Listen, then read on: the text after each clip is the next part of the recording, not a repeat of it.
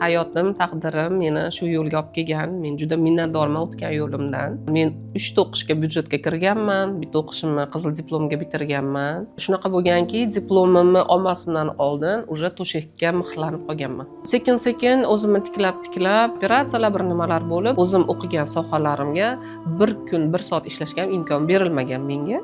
Bu mo'jizaviy bo'lgan. Men o'tgan yo'limdan rosa minnatdorman. Buni oqibatida 18 yillik harakatdan cheklanish birinchi guruh nogironligidan men bu sohaga tasodifan kirib qolganman.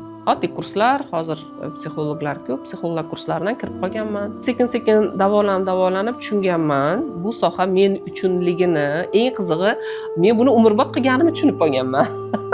Chunki menga rosa qiziq bo'lgan yangiliklar yaratish, odamlarga yordam berish, nima sohada bo'lganimda ham mendan har doim yashash haqida maslahatlar so'ragan odamlar. Aynan menga kerakli, men mazza qiladigan sohamligini tushunganman. Hozir men eng qimmatbaho narsa deb o'ylayman, bilimim menda borligini, men uchun eng asosiy qadriyat bu bilimlar.